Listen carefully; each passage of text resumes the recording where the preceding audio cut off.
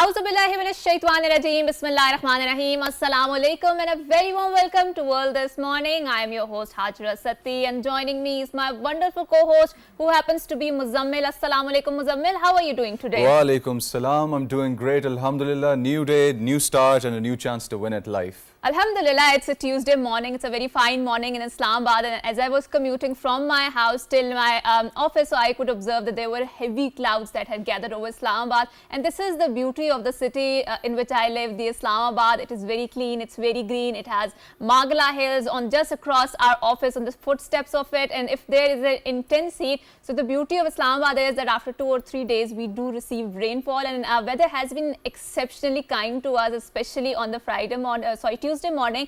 We will further develop this conversation, and obviously, but without further ado, we would like to delve into the segment that we have structured for today, and that is exclusively pivoted for the younger people out there, because at PTB World, we strive to give voices to the younger voice out there, and we believe they are the representative of a country. They're more energetic, they're more creative, and we want to further delve and intersect how the younger people can have more voices in the legal system. And when we talk about the legal system, so there are lots of other ways, lots of pathways where the legal system can lead to, and one of them is the FTO, which is the Federal Tax Ombudsman. And Ombudsman has been doing an amazing and exceptionally amazing job, especially in dispensing the justice across the country. It's not laborious, it's very effective, the justice is very expedient. How to develop that case study and further highlight a very wonderful cause of the FTO. We're very glad that we have been joined by two wonderful students of the law who are also at the same time belong to this institution of FTO. We're going to develop and dissect the conversation regarding the areas, regarding the FTOs, and what exactly is the youth exchange program that is very particular and relevant to the FTOs. We're very glad once again that we have been joined by Tayyeba Munir. She happens to be the OIC Ombudsman Internship Exchange alumni. Assalamu alaikum Tayyeba, and thank you so much for coming to our show. Walaikum assalam. Thank you for inviting us today for your program. It's an honor for us. And joining Tayyeba, we are very glad that we have been joined by Momina Zagham. She also happens to be an OIC Ombudsman Internship Exchange alumni. Assalamu alaikum, and thank you so much for coming to our show. Thank you so much. It's a pleasure to be here. Right. So let's start with the Tayyeba. Please explain to us, how did you enter this organization called FTO, and what is the exchange program, and how was your experience? And I think I would have the same question from you, Momina, too. So basically, to begin with this journey, it is important for the audience to understand what actually FTO is, because this exchange program actually stems from the FTO. So FTO, as you all know, it's the Federal Tax Ombudsman, the ombudsman that deals with the tax matters in Pakistan. This institution is a part of the OIC Ombudsman Association. So now, what is the OIC Ombudsman Association? If you talk about it, then in a session of OIC in Djibouti, a proposal was put forward that we should have an organization which can contribute towards the development of the Ombudsman Association in the Islamic countries. And ultimately in 2014 in Islamabad, this proposal was put into a practical stage and the OICOA was formulated.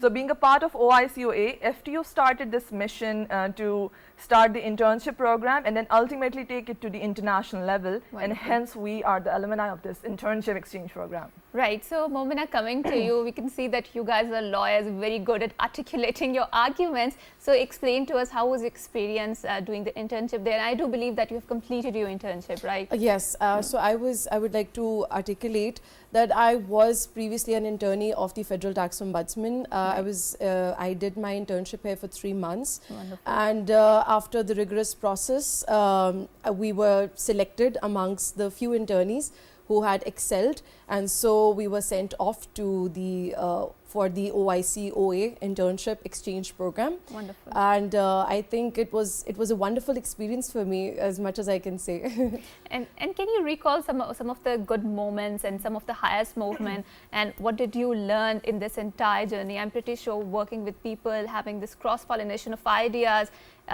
it diversifies your opinion, it broadens your horizon a lot, right? So can you highlight some of the very amazing moments that you had and then some new things that you learned? Well, for me personally, it was my first international exchange program, of course, and my first international tour as well. So it was a bit of a cultural shock as well, I would say, to say the least. But other than that, I think I particularly enjoyed the food there. The people were amazing. They were so generous with us. They were so warm and welcoming. And the fact that we get to experience how an institute in another country works and how their public administration and governance works, and what are the gaps we experience here, so how we can learn from them as well. So it was wonderful to say that. And we also have your visual loops or visual representation of your exchange programs here on the screen. So now moving on to Ms. Tayyiba, since you talked about the Federal Tax Ombudsman, which is an amazing case study if we want to replicate it in the entire country in terms of expedient dispensation of the justice, and it is very famously said in English that justice delayed is justice denied, right? We have this amazing body called FTO.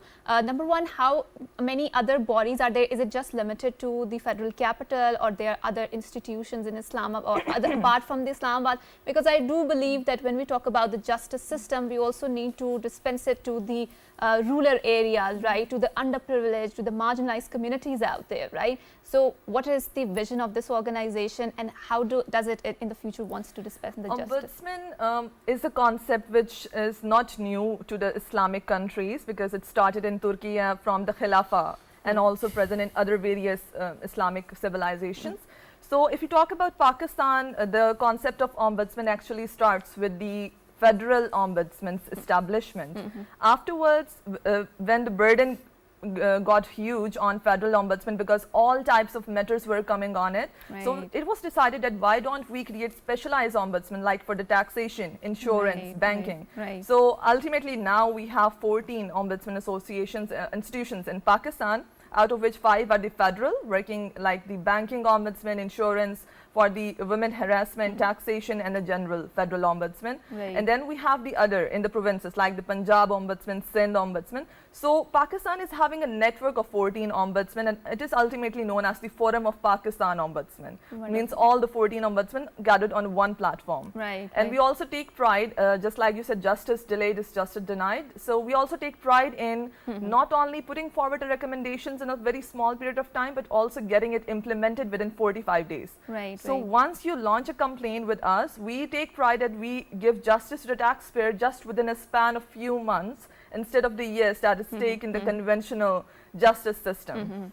Right, and when we talk about the OIC Ombudsman or this initiative or the coalition that you guys are talking about, what are some of the mutual points that you're talking about? Because when we talk about the OIC, it is specifically the grouping of the Muslim countries, right? And the Sharia or the federal courts or the Islamic justice system is mutual common point in all of these organizations. So what are some of the sticking points in that coalition? What are they want to work on it?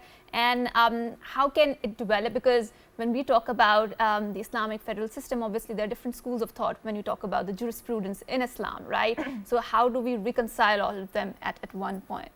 If we talk about OIC Ombudsman Association, then we should look into the objective of what is the purpose of actually creating this platform. Yes. So the objective was that the ombudsman in Islamic countries must be strengthened and empowered. Okay. It is not a job of one country alone, because learning is a process of diversification. Right, right. So the purpose and objective was that we need to strengthen the ombudsman associations in all the Islamic countries, and hence the OICOA platform.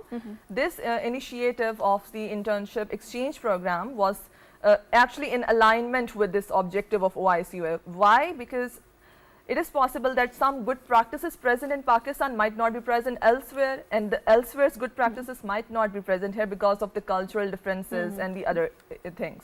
So from this program, we aimed to look into the good practices of the other OICOA countries, like for this specific purpose of this program, which was launched in July with the Kingdom of Morocco. We went to Morocco and looked into their good practices, and then we are now able to ultimately apply in the Pakistani context. Right. And similarly, their students will come to Pakistan and observe our good practices and then ultimately apply it into their own country. So this is how we aim to strengthen the ombudsman in the Islamic countries. I will also like to add to this, the part of the mission of the OICOA is not just about good governance. It's about the protection of human rights as well. It's Right. about targeting maladministration in Right. in all the public sectors. Right. So you know how, as Deba also emphasized this, that you know it's a cultural exchange. It's about exchanging good practices and how Right. they are able to cater or target certain maladministrations in their public sectors. Isn't it exciting to see young blood with such authority, True. with such prowess, working for the country, and then your experiences of going out there to Morocco and then working with them, bringing in their good practices, as Ms. Tayyeba mentioned. What I would like to inquire more about is your personal experience, being young, being energetic, being passionate about serving your country. How does it feel to be in this position, and what have you learned from your trips abroad, and what have you learned from their systems that you think that you can bring home and implement to improve the overall state of our affairs? If I begin with this thing, is that one thing that intrigued a lot to me over there was the way in which they incorporated the community with the special needs. Right. Like if I talk about the institution of Kingdom of Morocco, when you enter the institution, you would find not only the reception for all the complainants, but also a braille book, their law in a braille Right. format For blind people. for of blind course. people. Yes. And there was a professional over there with the sign language. Yeah. So any person with special need can be easily accommodated over there. Right. So No, that's beautiful. That's Yes. beautiful. Counting in all parts of your community, counting in all parts of your Exactly. society, Yes, not making them exactly. feel like they are left alone or they're left out. Exactly. So I believe that this is one thing which is an excellent practice to be adopted here in all the institutions, either public sector or the private sector. What does it take to keep a braille book? And what does it take to keep a sign language professional? We have this in our in national programs on Right. the PTV Yes. as well, that Yes. sign language professionals doing that. But we can also incorporate in the other meetings, because it is a possibility that one of the official is a person with a special need. So ultimately, we need to incorporate everyone. So this is one of the good practice I found there. Now, Ms. Momina, my question to you would be, since you're an alumni, with your experience and how you've seen the procedures take place, how would you recommend our youth, our young people, fresh graduates who are who are still studying, they're about to do with their degrees, how would you tell them to become a part of this operation, this mission of the government? First of all, I would say that be on the lookout. You know, the opportunities don't come and fall in your lap. So you have to be on the lookout because FTO posts its internship program every year. It's Right. posted on all its social media platforms. It is posted on its website. So you cannot say that if you didn't know about it, you must be living under a rock. Yes. Right. So for that, I would say be on the lookout and work hard. Your work, your hard work will be appreciated. It will be recognized. I'm a living example of this. I was a very common student, like a law student who was studying in a university, and I applied for it thinking that, maybe let's give it a chance. Right. And, they appreciated my hard work, they appreciated the research that I put in, and ultimately I was selected for this program, and I think I'm extremely honored that they, chose Mashallah. me. Right. Now, Taiba, let's move to your conversation. And you said something very wonderful, which is about, how to mainstream the people who have special needs or who are differently able, right, in other jargon. And again, equitable access to justice is one of the fundamental pillar, right? So when we talk about justice system, so one of the concept that is gaining traction in Pakistan is mainstreaming areas, right? Alternative dispute resolution. And being a law student, how do you see this development? I mean, when we talk about the expedient dispensation of justice, we also need to cater to the underprivileged, marginalized communities. And let's not forget the fact that, again, Thana and Kachari culture is very stigmatized, especially for a woman to go out, register your complaint. It's not deemed to be a very safe space, right? So do you feel that this thinking is being changed, things are changing? What sort of conversation do you think we need to have in this regard? The justice system in Pakistan, I would say it is it requires a lot of development and expedition in terms of providing justice. Right. But we cannot even blame the court system because there is a huge pressure of a lot of cases. Pakistan is one of the country with largest populations in the world. True. So Fifth most populous, yes, right? exactly. So in this situation, if we imagine that even every person is having a case, so there's a huge load of cases on the courts. True. So with that purpose, we just should not rely alone on the courts. We should also prefer to move towards the ADR resolutions like the arbitration. It is especially important in cases of the business communities. So I would urge that the business communities might move towards ADR.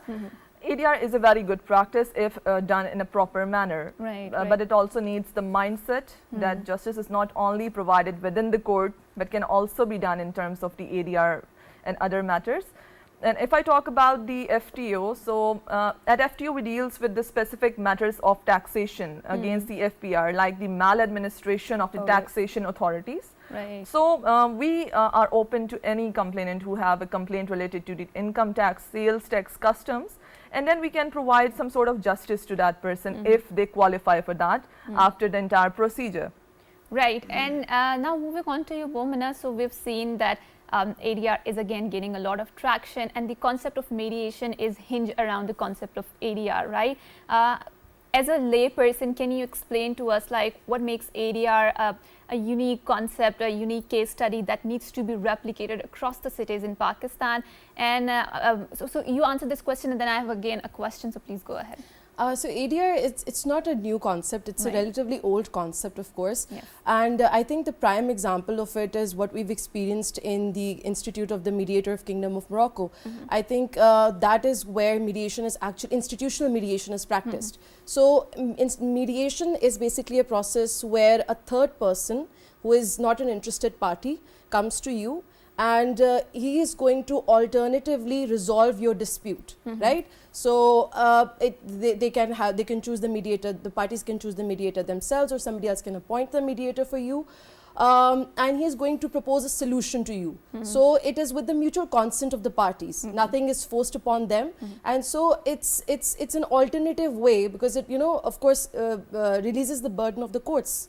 So there we saw that around 60 to 67% of the cases were actually resolved through institutional mediation. Wonderful. In the very first step. So imagine if there are 100% of cases and 67 or 70% of the cases are resolved through mediation, around 30 to 35% would probably go to courts. Right. So right. it's already relieving a huge burden on the courts. And Taiba, since you mentioned about the case study of the Turkey, right? And it's a country with almost a territory and the area like ours, and the judicial system replicated like ours, right? It has a burden on the judicial system. So, but now it's a case study for successfully expediting the justice system. Obviously, loopholes and leakages are always there in the system, in the infrastructure.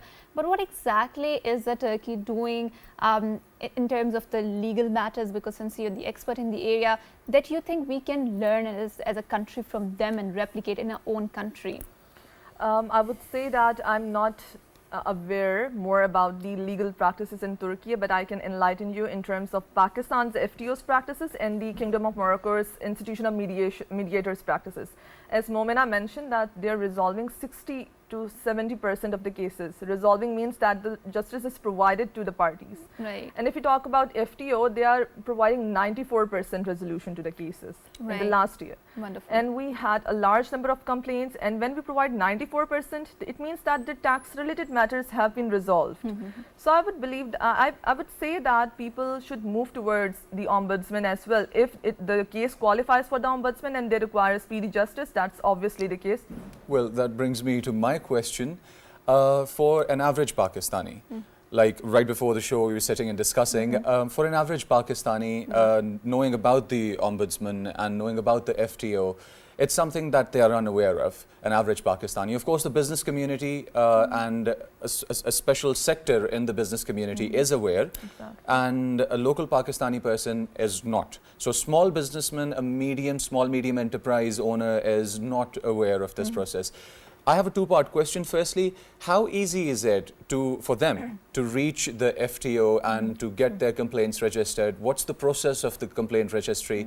And as you mentioned before, that you give a 45-day period, and in those 45 days, the complaint has to be resolved. Yeah. So that's pretty speedy, where cases can take up to 6 months, 8 months, and 12 months. So put some light on that. Okay, so the thing is that we need to raise awareness about the Ombudsman institutions. Right. I would say that after the current FTO, Dr. Asif Judd, took charge, the awareness and outreach of our institution has dramatically enhanced, increased not only among the urban areas but also among the rural areas. So I would say that the filing process is extremely easy. You just think of a mode of entry of the complaint, and that is available with us. You can write on a paper, you can file through the mobile application, through WhatsApp, social media, email, anything you just think about it, you name it, and we have that mode of filing the complaint.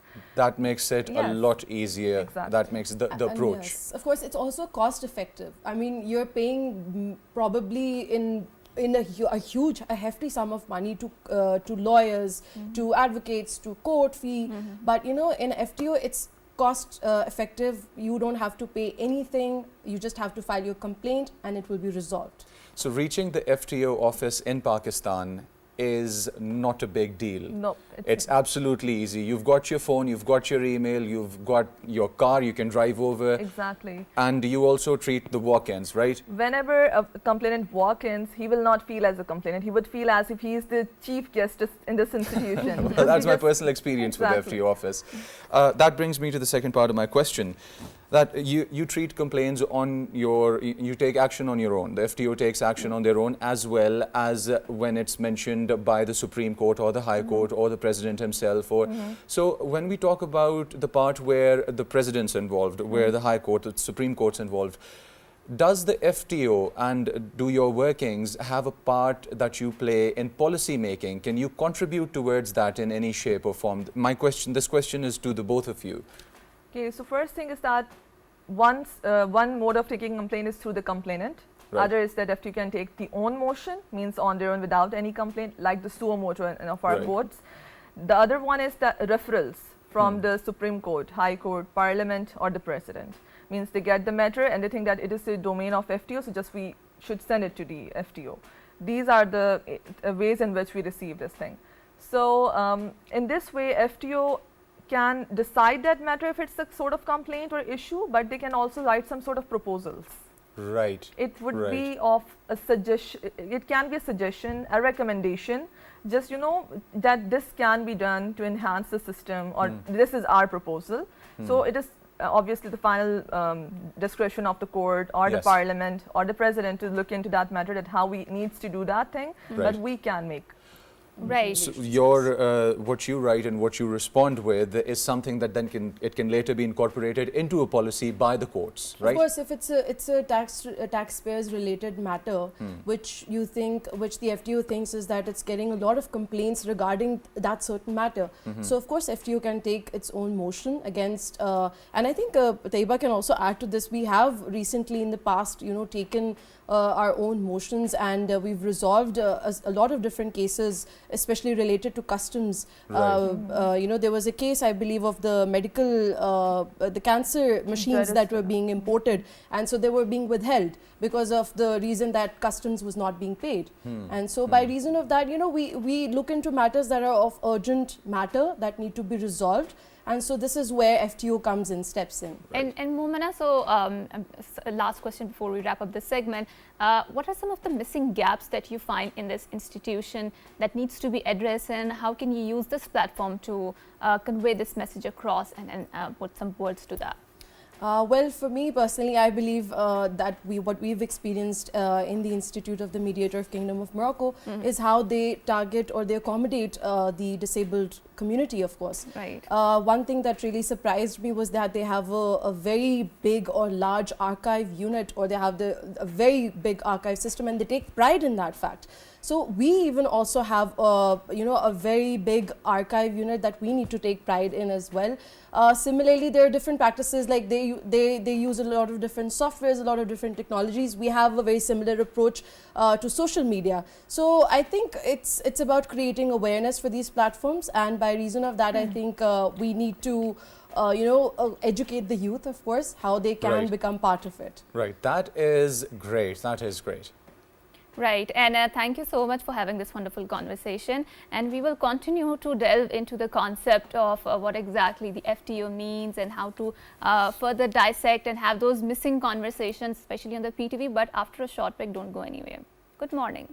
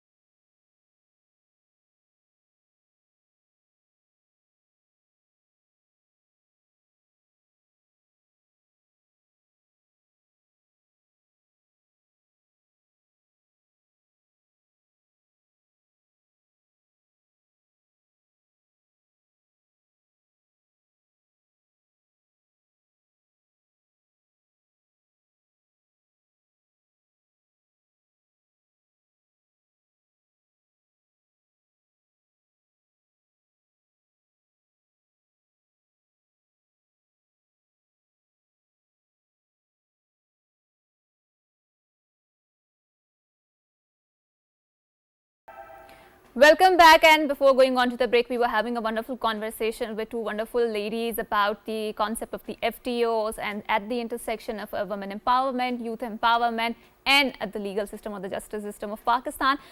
But now we have an amazing guest in our studio, not exactly in our studio, pardon, that was just a slip of tongue, but we have her on the Skype, and she has a lot of accolades to her name. She has so many feathers in her cap.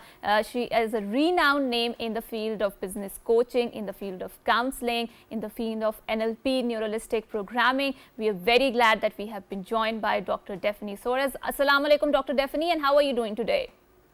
Walaikum assalam. I'm doing well. How are you today? Alhamdulillah. So, Dr. Daphne, your CV, Alhamdulillah, is really, really impressive and amazing, and you have so many feathers in your cap, and you have a very exceptional, I would say, talent in the women empowerment in the field or in the arena of the psychotherapy, counseling. So, do you want to please illuminate to us and relate to us your journey of going into this field, because there are very diverse sort of fields, counseling, then the coaching, and then the NLP. How did you ended up here? Oh, wonderful question. Thank you so much.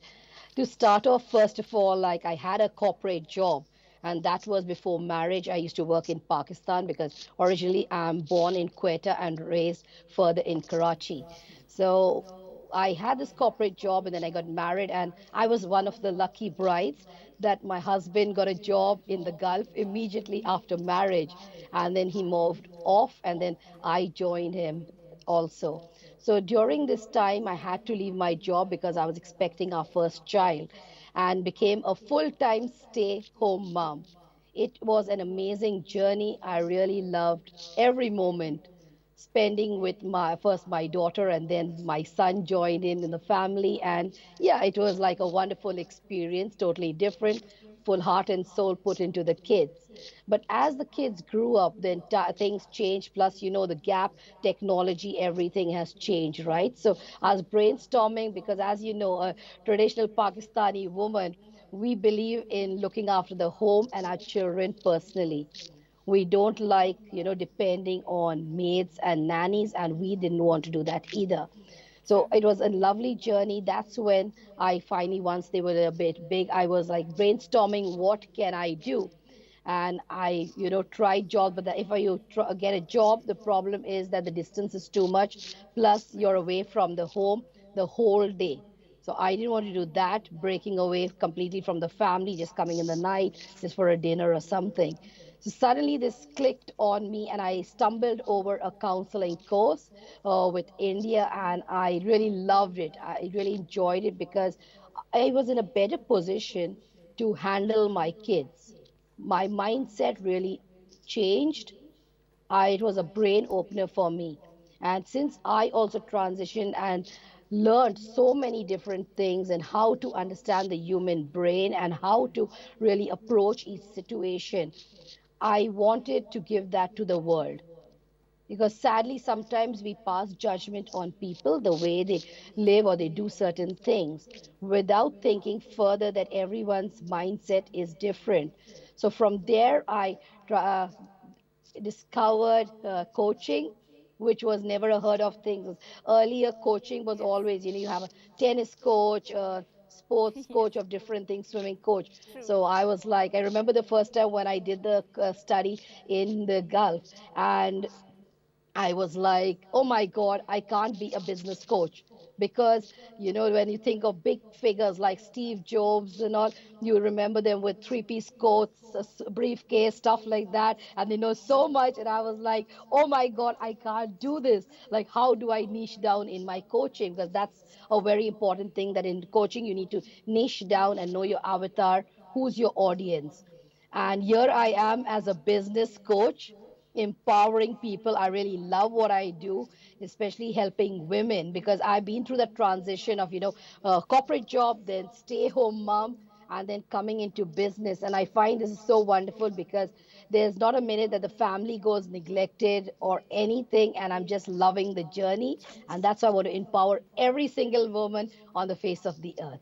And thank you so much for having these wonderful thoughts. Dr. Daphne, now let's explore the conversation around the psychotherapy, because I was very interested when I read your CV. Now our generation, the millennials, the Generation Z, they are talking about the trauma and how the generational trauma is passed from one generation to another and how it manifests in the patriarchal system, right? And when we talk about the psychotherapy and how to break those patterns, obviously we are talking about the women empowerment. So what sort of conversations do you think we need to have in this field? Because I do believe when we talk about the psychotherapy, when we talk about the healing, those conversations are being held. And especially if you see the social media, you will find plenty of such posts, you will find plenty of such knowledge production. But again, when we talk about the women empowerment, what are some of the things or the missing gaps that you as a psychotherapist feel are there that needs to be done? Wonderful. Now, as a psychotherapist, what I strongly feel, number one, is everything is in your head. You need to really work with your brain, your head, in making that transition. The problem that we are commonly facing, like even with my clients, is that first of all, the comparison. We are in a habit of comparing with others. That's very All true. fingers are not equal. Like they say in Urdu, sare ungliyan barabar nahi hai, right? Everything is a different size. So the same way, everyone has a different lifestyle or family style. Now, when the woman gets married, the common thing she hears is that you don't cook like my mother. Oh, yes, that's very true. So you don't, this is something very common. And I think nearly every 99% of the women hear this. You don't cook like my mother. You don't clean like my mother. You don't do this like my mother. Now, let's go back to things. Now, if we look at our own grandparents, Yes. how much did your parents or my grandparents, basically, not parents, grandparents, know about blenders or freezers or even the mobile? Oh, yes.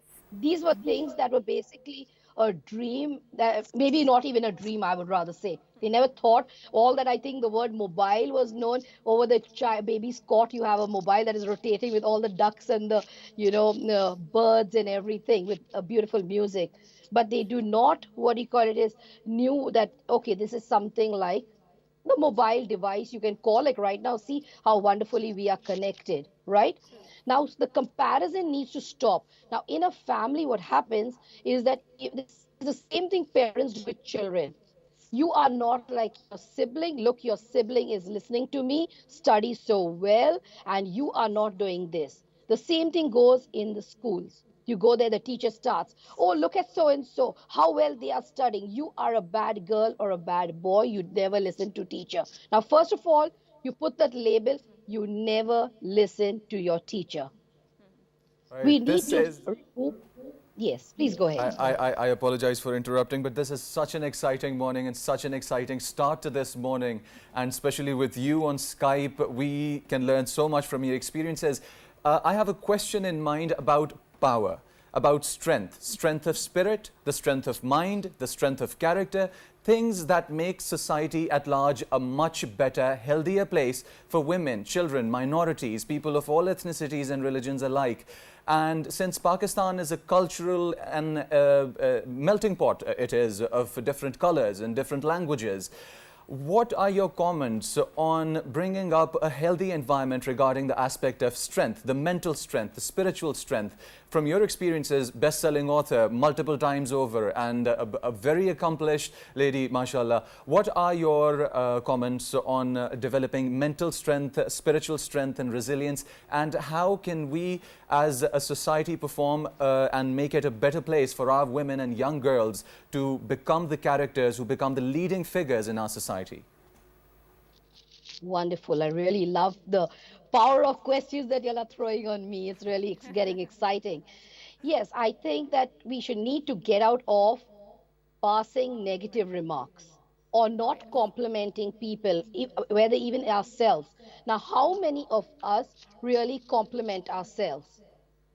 How many times have you and I told ourselves that you are handsome, or I am beautiful, or I've got a beautiful skin, I look nice? No, we don't say these things to ourselves, and we don't do the same thing. Everything starts from within before it goes beyond. If there's nothing inside, it's like an empty cup. What can you drink if the cup is empty? It has to have some tea in it, so, or whatever you have in the cup, so that you can drink out of that, right? So you can give from abundance. So what I commonly advise my audience and also clients is start with positive affirmations for yourself. Learn to accept yourself, because if you do not accept yourself, how are you expecting others to accept you? And there is no harm in giving compliments to someone. It is not always a love story because a man said, you are looking nice, mashallah. It's like, oh, he looked at me. It's like, haram or something. No, you can definitely say to somebody, hey, good, have a nice day. You're looking nice. I love the color of your hair. I love the way you are dressed today. Your dress color, or anything, you can give compliments. The more we give compliments to ourselves and to others, you actually release certain chemicals in your brain, the happiness chemical. Otherwise, why is nowadays so common? What I am hearing is that mostly the generation is talking about stress and depression. These are English words that you and I never grew up with or knew what was depression or what was stress. So, Dr. Delphine, do you see a lack of love towards ourselves in our society? We don't appreciate ourselves, our efforts. We're not kind to ourselves. Like they say, charity begins at home. And if you can't love yourself, you can't love people on the outside. And Dr. Stephanie, to club this question with what Muzammil asked and underlining the conversation in a very subtle remarks that we are saying. So we hear a lot of conversation about women empowerment, that how women should back each other up. And, my mom is a superwoman. She is doing that. She is very strong. And when we are labeling her very strong, I do believe that there, under the line, we are neglecting the invisible cost of that labor, right? Because as a human, we do feel ups and downs, highs and lows. Not every time you're feeling very strong, right? So when we are talking about the women empowerment, and that too at the intersection of psychotherapy, do you feel this notion is very empowering when we say that my mom is very strong, she's a superwoman, she's doing this and she's doing that? We are robbing her of the notion to be a human, to express her emotions in a very nuanced way. What's your opinion on that? That's true. Actually, you're very spot on in your question, because definitely, even I know myself, I would say that my mom was a superwoman because she was the advocate of the High Court of Balochistan and Sindh. Right? So, yes, standing amongst so many men, the only Christian woman, and yes, there were challenges but among men being there. But again, no one, as the saying goes, do not judge a book by its cover. That's So very what true. people are doing, they are looking at the exterior rather than the interior of how the person is really feeling. We lack listening. Many times I have this discussion with my children and my husband, and I say the problem I find commonly, people don't listen. Now it's two ways. As you can see right now in the interview, when you speak, I listen. When I'm speaking, you listen, right? But what happens everywhere is that I will speak and you please be quiet. Zip your mouth. I don't want to hear you.